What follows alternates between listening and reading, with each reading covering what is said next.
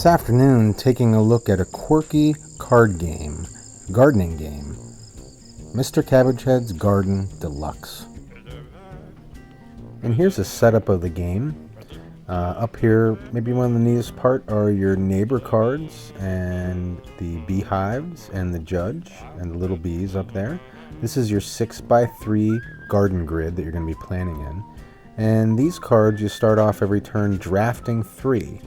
The card on the left is going to cost you 1 bee. The card in the middle is going to be free to plant, and the card on the right, you can take a bee from the beehive, which is up by those neighbor cards that we looked at up here.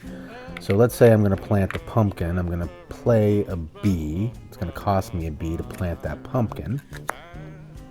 If I wanted to plant the bean, which I probably do just looking at my progress so far, because you want to plant the same kind of vegetables next to each other, adjacent to them, to the left, to the right, up, down, not diagonal. That's how you're going to score points.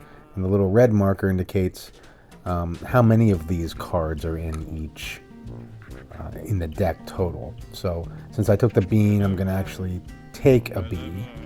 I'm going to be left with 2 cards. Taking a look at the highest value of the black box is the card that we're going to then take tokens for the neighbors, and that's the token symbol is the white symbol with a number on it, so that's going to be a 1. So we're going to grab our really cool little burlap sack, and inside of these we're going to rustle around and grab a marker, one of them, and that's going to correspond to a neighbor that's up here, and you're going to place that token on the card. And those tokens are going to build up. And so after a few turns, you're going to come to an on holiday card. That's going to trigger phase number 2 after the planting phase. This is the neighbor phase. And the neighbor that has the most tokens on its card is going to be the one that interferes with your garden. If 2 neighbors have the same value of tokens, nothing's going to happen. Each neighbor will do their own type of damage, looking for their own type of vegetable or combination or certain thing that's going to essentially take from your garden. Now sometimes you may get yourself into a situation where you've created an obstacle for yourself and you want to score more points. So you can actually compost and uproot a vegetable to plant something in its place during the planting phase. So in this case, you yank it out of the ground, put it underneath the judge's card. It's going to be worth -2 at the end of the game, but now you can plant your other card adjacent. Here's an example of an end of the game grid.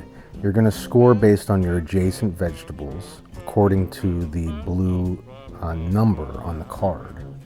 Anything with a break in between it, you're not going to score. Like this lettuce isn't going to score. That carrot's not going to score, but these carrots are. Rutabagas are going to score.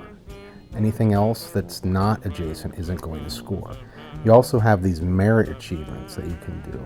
This one's worth 30. It's a mixed garden. 3 vegetables in each column, and only 3 different vegetables are going to score. That's a value of plus 30 points.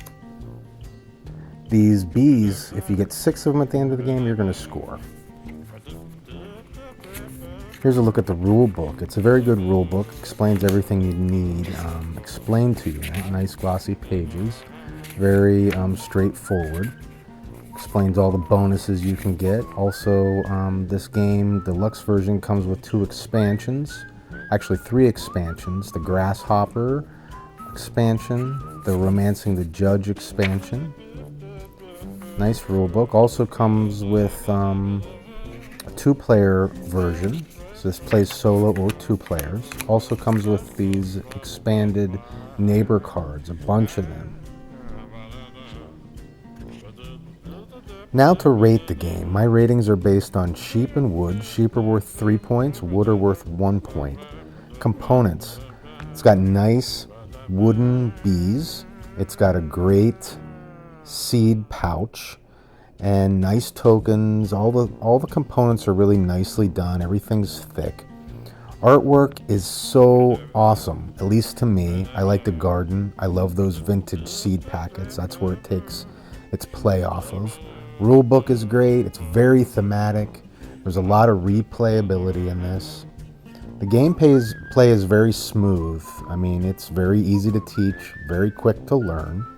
And there is a really decent amount of strategy. You can play this over and over, try to score higher points, try to get different achievements.